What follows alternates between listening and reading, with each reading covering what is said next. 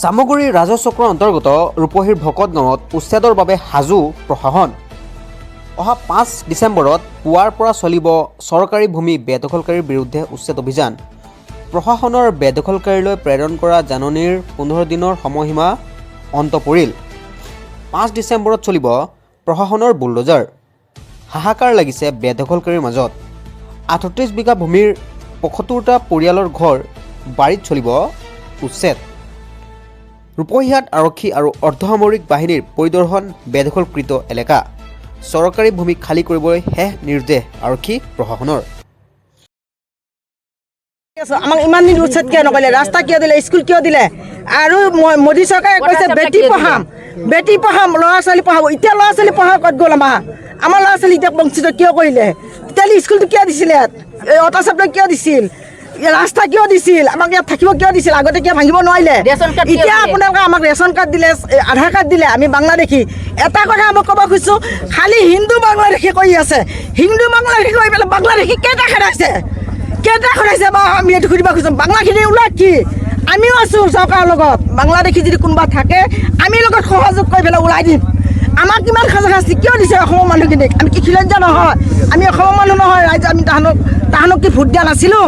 আগতে হিমন্ত চৰকাৰ কিয়ত আছিল? কংগ্ৰেছত আছিল। আমাৰ ঘৰে ঘৰে আহি পেলাই ভোট লৈ গৈছিল। এতিয়া হিমন্ত চৰকাৰে হিন্দু মুছলিম কৰিছে, হিন্দু মুছলিম কৰি পেলাই এতিয়া আমাক বঞ্চিত কৰিছে। এতিয়া আমি এটা কথাই জানো, এতিয়া কৈছে তাত বাগান কৰিব। এতিয়া কৈছে বাগান কৰিব। টংগীয়া মানুহ এইটো হিন্দু মানুহ সীমা, এইটো মুছলিম মানুহ সীমা। হিন্দু মানুহ নকৰে, মুছলিমখিনি কৰে।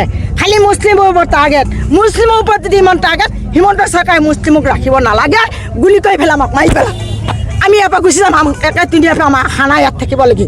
আমি মৰিব খোজোঁ, ইয়াৰ পৰা আমি যাব নোখোজোঁ এতিয়া। আৰু যদি আমি বাংলাদেশী হওঁ তাহানে আমাক বিচাৰি পেলাই ওলাই পেলাই বাংলাদেশী পঠাক, আৰু নহ'লে গুলি কৰি মাৰিব লাগে। আমি এইখিনি জানো। আৰু টংগীয়া মানুহ এতিয়া কৈছে বাগান কৰিব। বাগান আগতে টংগীয়া মানুহে কিয় নকৰিলে? ইমান মানুহে কেনেকৈ বসবাস কৰিলে? টংগীয়া মানুহ যে এতিয়া 20 বিঘা 25 বিঘাকৈ টংগীয়া মানুহ মাটি কি? আমিতো অসমৰ মানুহ। মই যদি গৰীয়া ছোৱালী, মই মৰিগাঁও মানুহ, মই জানো এইটো কথা। টংগীয়া মানুহ কিহত থাকে? টঙত থাকে নে নাথাকে? আপোনালোকে কওক। টঙত থাকে। টঙৰ মানুহখিনি এতিয়া পকা ঘৰ দুৱাৰ বনাই তাহাঁতে কেনেকৈ থাকে ইয়াত? এবিঘা এজেগা 4 বিঘা মাটিৰ জেগাত এতিয়া 20 বিঘা 25 বিঘা টঙীয়া মানুহে খাব পাৰে।